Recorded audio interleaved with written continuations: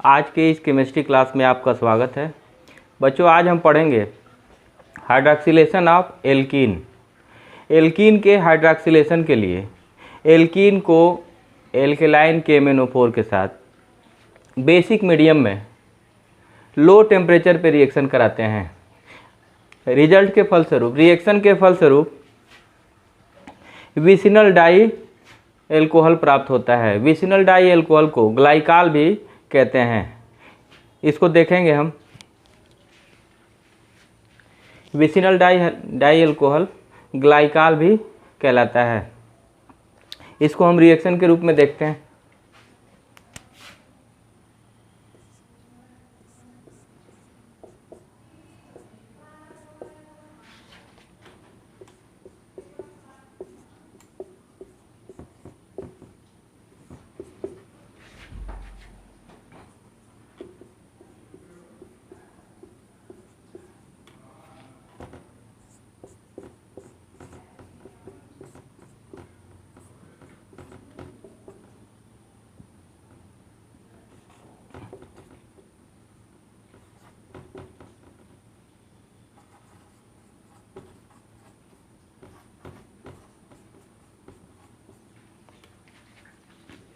देखिए, ये एल्कीन है। इस एल्कीन को एल्केलाइन KMnO4 के साथ रिएक्ट कराते हैं।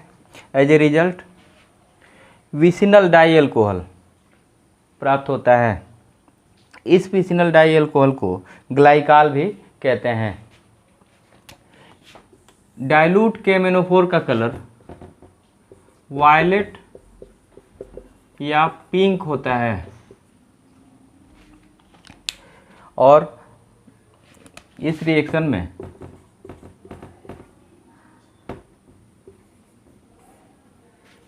विसिनल डाई एल्कोहल के अलावा MnO2 बनता है, यानी कि MnO2 का कलर ब्राउन होता है, यानी कि वायलेट कलर KMnO4 का डीकलराइज हो जाता है। इस रिएक्शन का प्रयोग एल्की अनसैचुरेशन के टेस्ट में करते हैं। इस एल्केलाइन KMnO4 के एल्केलाइन सॉल्यूशन को बेयर रिएजेंट के नाम से जाना जाता है। Baeyer reagent. बेयर रिएजेंट क्या होता है? एल्केलाइन KMnO4 का वायलेट सॉल्यूशन। इस एल्केलाइन KMnO4 या बेयर रिएजेंट का यूज क्या होता है? एल्कीन के साथ रिएक्ट कराते हैं। एल्केलाइन KMnO4 का पिंक या वायलेट कलर डीकलराइज हो जाता है और रिजल्ट के रूप में विसिनल डाई एल्कोहल या ग्लाइकाल प्राप्त होता है और KMnO4 का पिंक या वायलेट कलर डीकलराइज हो जाता है। और इस टेस्ट को बेयर टेस्ट के नाम से जाना जाता है।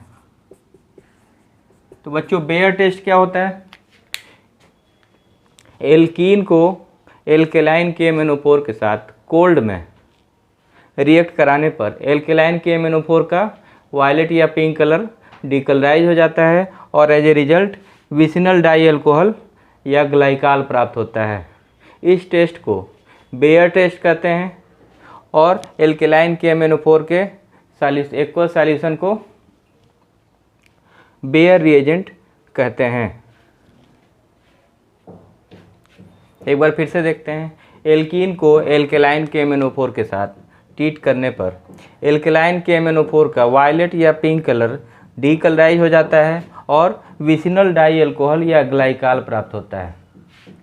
इस रिएक्शन को हाइड्रॉक्सिलेशन ऑफ एल्कीन या बेयर टेस्ट कहते हैं। इस बेयर टेस्ट में किसी भी अनसैचुरेटेड कंपाउंड को एल्केलाइन KMnO4 के साथ टेस्ट कराने पर अगर एल्केलाइन KMnO4 का पिंक या वायलेट कलर डीकलराइज हो जाता है तो वह कंपाउंड अनसैचुरेटेड है, और अगर पिंक या violet colour of KMnO4 decolourise नहीं होता है तो वो उस कंपाउंड में अनसैचुरेशन नहीं है, वो सैचुरेट कंपाउंड है। अब हम देखेंगे कि यह रिएक्शन किस तरह से होता है। वास्तव में इस रिएक्शन में एल्कीन KMnO4 के साथ रिएक्ट करता है तो एक साइक्लिक ट्रांजिशन स्टेट बनता है। वह cyclic transition state basic medium में हाइड्रोलाइज होकर di alcohol, vicinal di alcohol या ग्लाइकाल देता है। देखते हैं।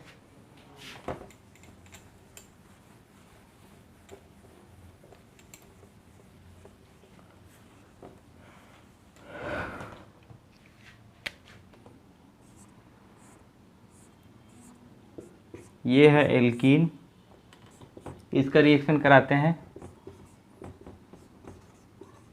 KMnO4 से।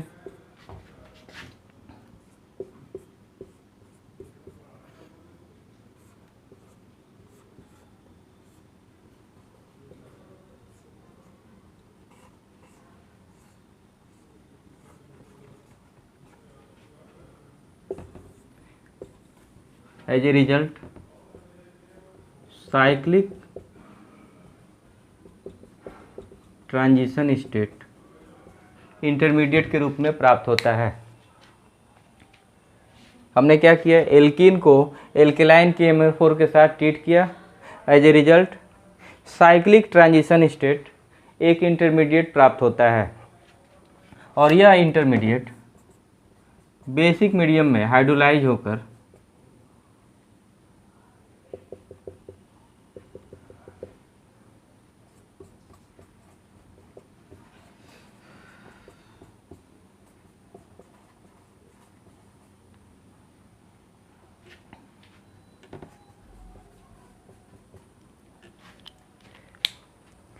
यह cyclic transition state basic medium में हाइड्रोलाइज होकर 1,2 डाई एल्कोहल या vicinal di alcohol, vicinal di alcohol या ग्लाइकाल बनाता है और ये KMnO4 MnO2 में कन्वर्ट हो जाता है। KMnO4 में Mn+4+7 स्टेट में है और MnO2 में +4 स्टेट में है, यानी कि KMnO4 का रिडक्शन होता है और ये एल्कीन का ऑक्सीडेशन होता है। तो इस रिएक्शन को हम हाइड्रॉक्सिलेशन ऑफ एल्कीन या एल्कीन का ऑक्सीडेशन भी कह सकते हैं और इसे बेयर टेस्ट भी कहते हैं।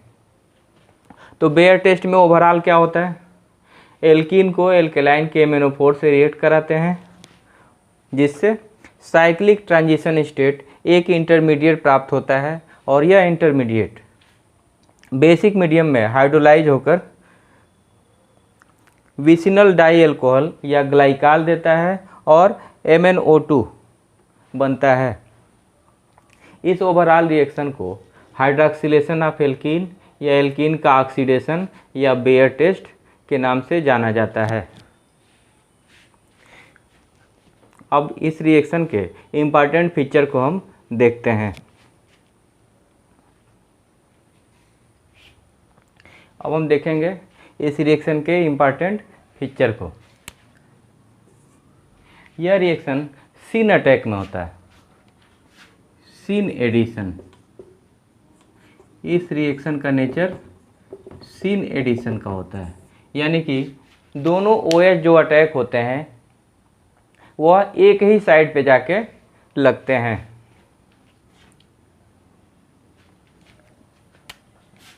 अगर एल्कीन हम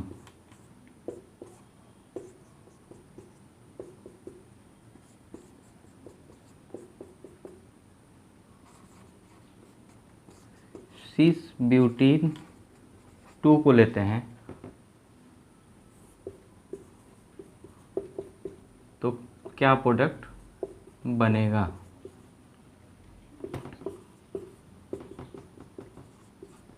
तो इस रिएक्शन में ओवरऑल सिन एडिशन होता है, दोनों OH एक ही प्लेन से ऐड हो जाएंगे। तो अगर ये सिस ब्यूटीन है और दोनों OH एक ही साइड में ऐड हो जाएंगे तो ये जो प्रोडक्ट बनेगा, देखिए इसमें ये प्लेन ऑफ सिमेट्री है, ये प्लेन ऑफ सिमेट्री है। प्लेन ऑफ सिमेट्री क्या होता है, वह प्लेन जो मॉलिक्यूल को 2 आइडेंटिकल हाफ में डिवाइड कर दे, उस प्लेन को क्या बोलते हैं, प्लेन ऑफ सिमेट्री। जिस कंपाउंड में प्लेन ऑफ सिमेट्री होती है वह कंपाउंड ऑप्टिकली इनएक्टिव होता है। रीजन क्या है, ये देखिए, half of the molecule try to tend plane of polarise light into clockwise and half of the molecule tend to rotate the plane of polarized light into anti-clockwise, and two equal and opposite tendency cancel each other। यानी कि ये meso compound होगा।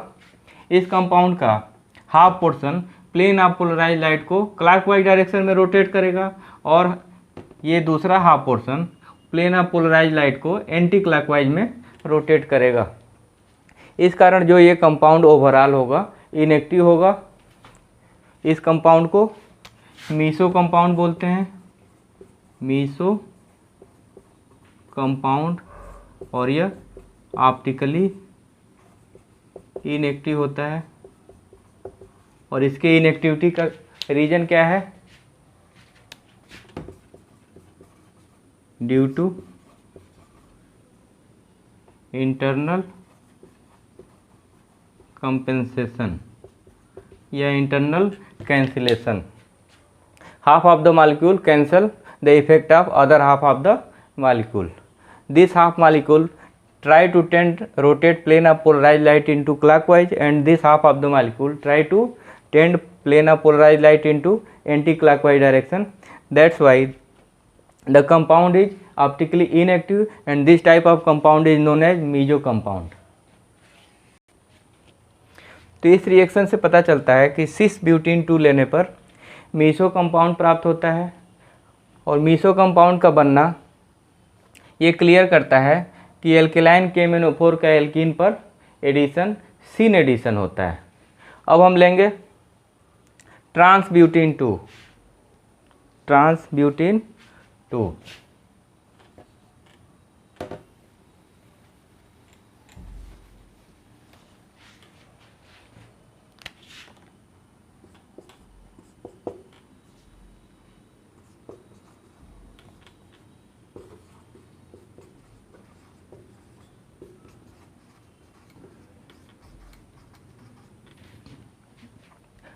तो ट्रांसब्यूटीन लेने पे जो compound बनता है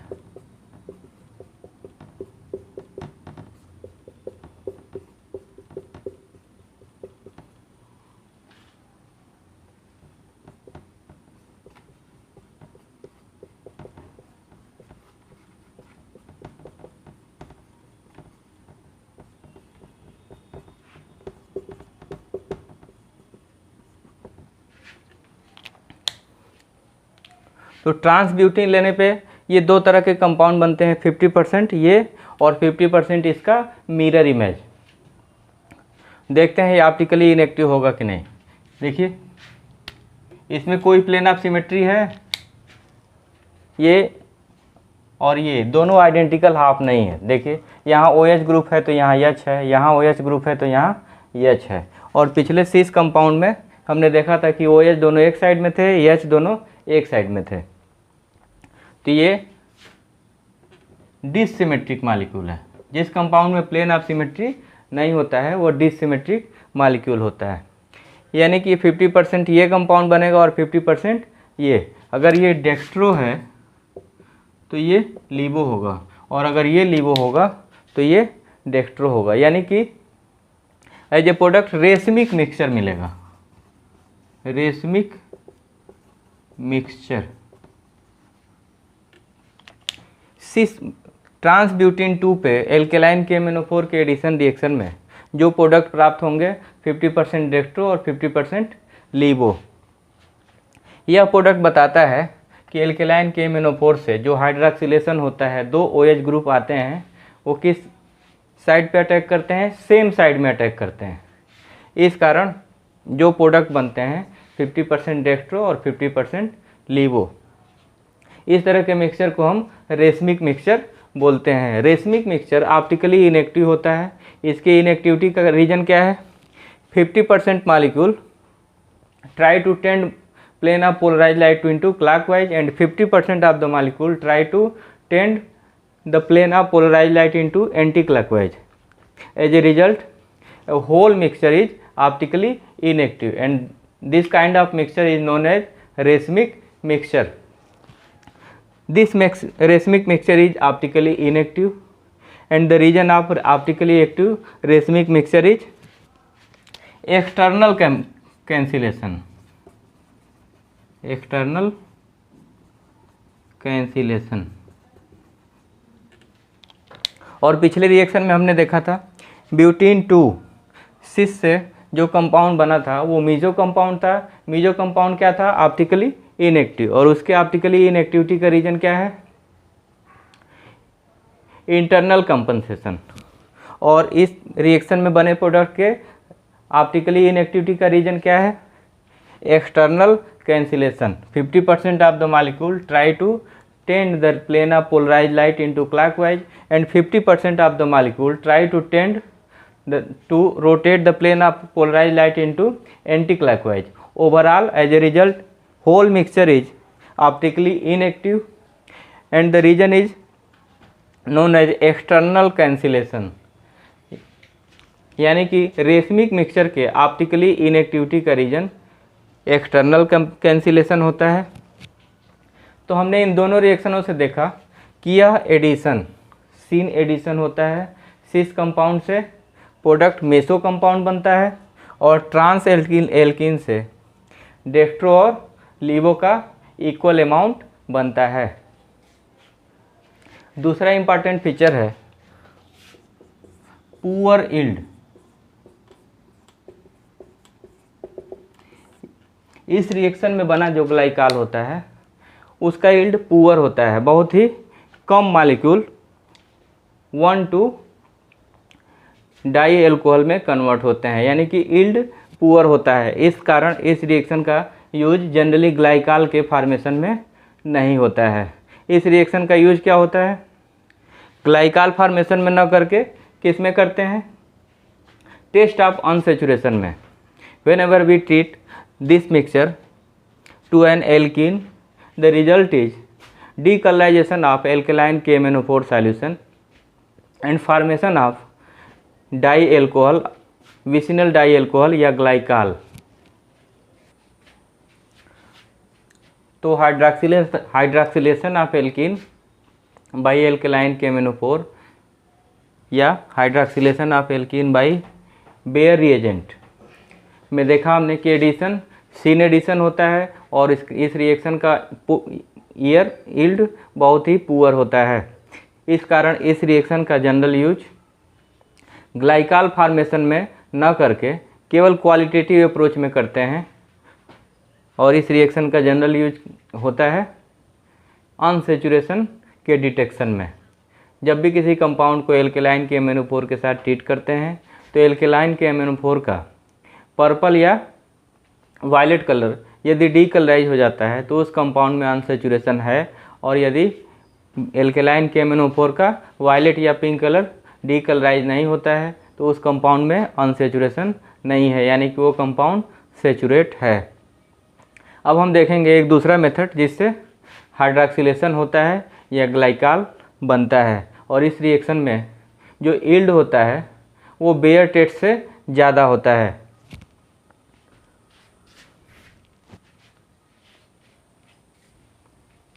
इस मेथड में एल्कीन को ऑस्मियम टेट्राऑक्साइड के साथ पिरिडीन के सॉल्यूशन में ट्रीट करते हैं. एल्कीन ऑस्मियम टेट्राऑक्साइड के साथ पिरिडीन के साथ रिएक्ट करता है, पिरिडीन सॉल्यूशन में रिएक्ट करता है और साइक्लिक इंटरमीडिएट एस्टर बनता है, ऑस्मियम एस्टर ऑफ एल्कीन. और यह osmium ester sodium hydrogen sulphide के साथ एक्वस सॉल्यूशन में ब्रेक करके ब्रेकडाउन के फलस्वरूप हाइड्रोलिसिस के फलस्वरूप सीन एडिशन के रूप में ग्लाइकाल बनाता है. इस रिएक्शन में यील्ड बेयर टेस्ट की अपेक्षा अधिक होता है. इस कारण इस रिएक्शन का प्रयोग ग्लाइकाल के फॉर्मेशन में करते हैं और बेयर टेस्ट का प्रयोग टेस्ट ऑफ अनसेचुरेशन के लिए करते हैं. इस रिएक्शन में एल्कीन को ऑस्मियम टेट्राऑक्साइड के साथ ऑस्मियम टेट्राऑक्साइड के साथ pyridine सॉल्वेंट से रिएक्ट कराते हैं। रिएक्शन के फलस्वरूप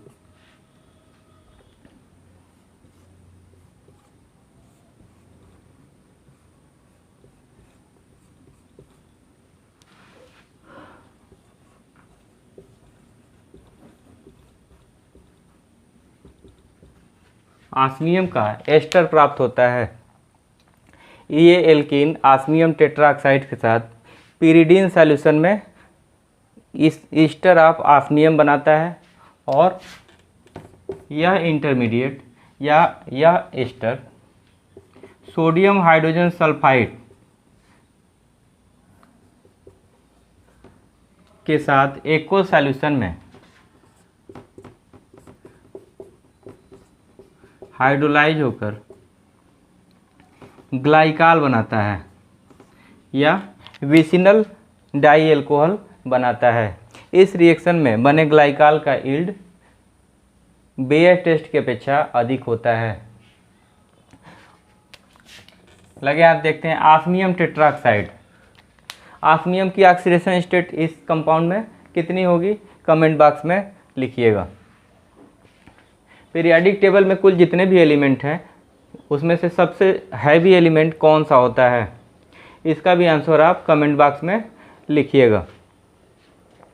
तो hydroxylation of alkene by osmium tetroxide, इसमें क्या करते हैं, एल्कीन को ऑस्मियम टेट्राऑक्साइड के साथ pyridine के सॉल्वेंट में ट्रीट करते हैं, जिससे साइक्लिक ईस्टर ऑफ ऑस्मियम बनता है और यह cyclic ester of osmium sodium hydrogen sulphide के साथ एक्वस मीडियम में हाइड्रोलाइज होकर विसिनल डाई अल्कोहल या ग्लाइकाल बनाता है। इस रिएक्शन में बना जो ग्लाइकाल होता है उसका यील्ड बेयर टेस्ट की अपेक्षा अधिक होता है। इस कारण इस रिएक्शन का यूज ग्लाइकाल फॉर्मेशन में करते हैं और बेयर टेस्ट का general use test of unsaturation में करते हैं। यह एडिशन भी सीन एडिशन होता है। एक एग्जाम्पल लेके हम देखेंगे।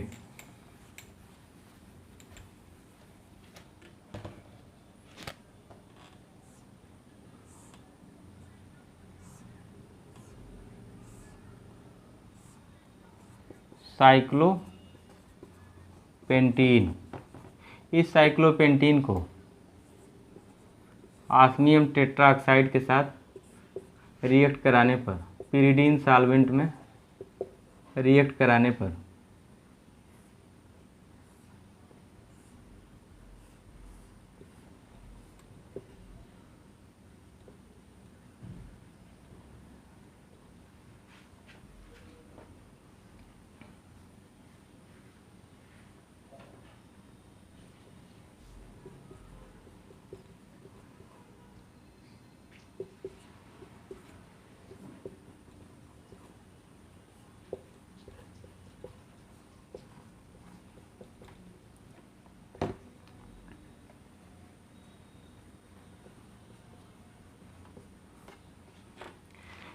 साइक्लोपेंटीन को ऑस्मियम टेट्राऑक्साइड के साथ pyridine सॉल्वेंट में रिएक्ट कराते हैं और सेकेंड स्टेप में सोडियम हाइड्रोजन सल्फाइड के साथ एक एक्वस सॉल्यूशन में हाइड्रोलाइज कराते हैं, जिससे बना प्रोडक्ट एक मीसो कंपाउंड बनता है। मीसो कंपाउंड, तो साइक्लोपेंटीन से ये मीसो कंपाउंड बनता है और ये मीसो कंपाउंड का बनना यह बताता है कि यह एडिशन भी बेयर टेस्ट की तरह सिन एडिशन होता है। अगर ये मीसो ना बन के डेक्स्ट्रो और लिबो या रेशमिक मिक्सचर बनता तो इससे पता चलता कि ये रिएक्शन एंटी एडिशन होता, लेकिन यहाँ पे प्रोडक्ट जो बना है वो क्या है, मीसो कंपाउंड है। मीसो कंपाउंड का बनना यह बताता है कि यह रिएक्शन क्या होगा, सिन एडिशन होगा, न कि एंटी एडिशन। तो इस प्रकार hydroxylation by Baeyer test and hydroxylation by osmium tetroxide दोनों सिन एडिशन है। बेयर रिएजेंट के साथ बना प्रोडक्ट जो ग्लाइकाल होता है उसकी यील्ड पुअर होती है और ऑस्मियम टेट्राऑक्साइड का के साथ बने ग्लाइकाल की यील्ड हाई होती है। इस कारण ग्लाइकाल फार्मेशन के लिए इस मेथड का यूज होता है और जो भी प्रोडक्ट बनता है उसकी यील्ड हाई होती है। अब हम एक दूसरा मेथड देखेंगे जो सिन एडिशन ना होकर के एंटी एडिशन होता है।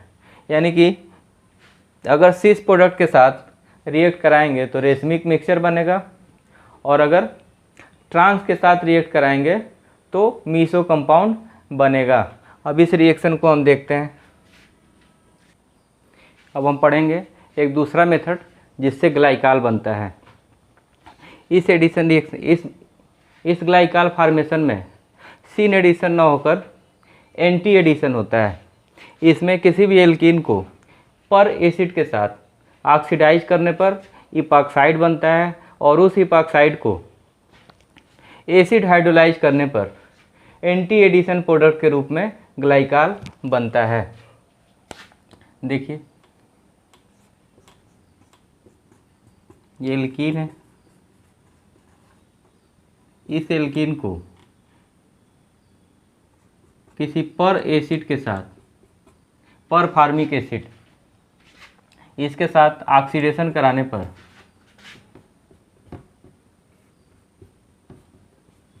ये इपॉक्साइड बनता है और इस इपॉक्साइड को एसिड हाइड्रोलाइज कराने पर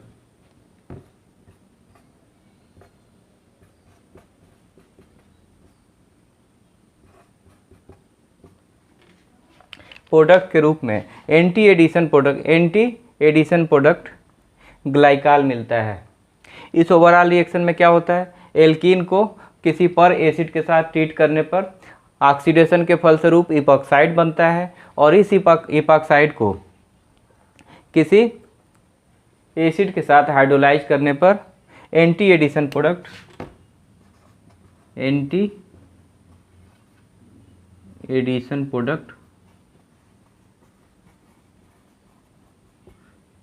के रूप में ग्लाइकाल बनता है। और पीछे के दो रिएक्शन हमने पढ़ा, बेयर टेस्ट और ऑस्मियम टेट्राऑक्साइड के साथ, उसमें जो प्रोडक्ट बनता है किस प्रकार का बनता है, सिन एडिशन, और इसमें जो प्रोडक्ट बनता है एंटी एडिशन प्रोडक्ट बनता है। अब एक हम एग्जांपल लेंगे जिसमें अनसैचुरेशन दो जगह होगा और देखेंगे हम कि इस रिएक्शन के यूज करने पर ग्लाइकाल कहाँ बनेगा। अब तक हमने देखा केवल एक अनसैचुरेशन रहने पर ग्लाइकाल का बनना। अगर एक के जगह पे दो अनसैचुरेशन रहे तो प्रोडक्ट क्या बनेगा।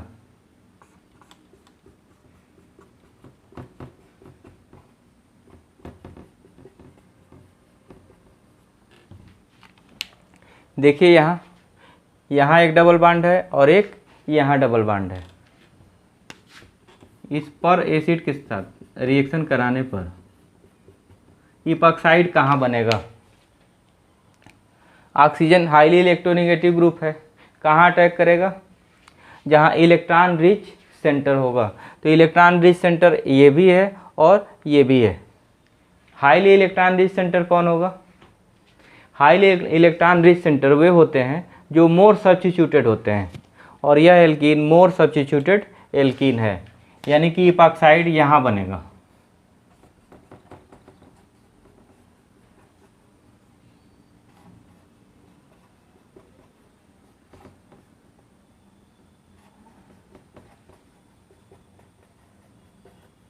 और इसको एसिड हाइड्रोलाइज कराने पर ग्लाइकाल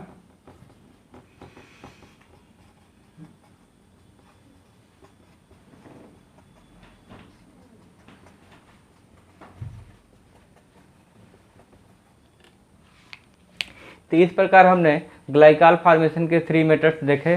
फर्स्ट मेथड में क्या था, एल्केलाइन KMnO4 को एल्कीन के साथ ट्रीट कराते थे, पुअर यील्ड के रूप में ग्लाइकाल बनता था और एल्केलाइन KMnO4 का वायलेट या पिंक कलर डीकलराइज हो जाता था। उस रिएक्शन का यूज हम टेस्ट ऑफ अनसैचुरेशन में करते हैं, क्योंकि कंपाउंड में एल्केलाइन KMnO4 के साथ रिएक्शन पे एल्केलाइन KMnO4 का कलर डीकलराइज हो जाता था और इससे क्लियर इंडिकेट होता था कि कंपाउंड अनसेचुरेट है। और दूसरे मेथड में हमने देखा था ऑस्मियम टेट्राऑक्साइड के साथ ग्लाइकाल के हाई यील्ड फॉर्मेशन को। और तीसरे रिएक्शन में हमने देखा पर acid oxidation and followed by acid hydrolysis. इसमें क्या होता है, किसी भी एल्कीन को किसी पर एसिड से ट्रीट करते हैं, इपॉक्साइड बनता है ऑक्सीडेशन के फलस्वरूप, और यह इपॉक्साइड फॉलोड हाइड्रोलिसिस के फलस्वरूप ग्लाइकाल देता है। इस रिएक्शन में अगर एक से ज़्यादा अनसेचुरेशन है तो ग्लाइकाल वहाँ बनता है जो मोर सब्स्टिट्यूटेड साइट होती है। इस रिएक्शन में देखिए यहाँ और यहाँ सब्स्टिट्यूशन कम है और यहाँ पे ज़्यादा है। मोर सब्स्टिट्यूटेड ग्रुप यह है, यानी कि पर एसिड के साथ रिएक्शन कराने पर ग्लाइकाल इस साइड पे बनेगा। इस प्रकार हमने हाइड्रॉक्सिलेशन के 3 मेथड देखे और तीनों के इम्पॉर्टेंस देखा। इस क्लास में बस इतना ही।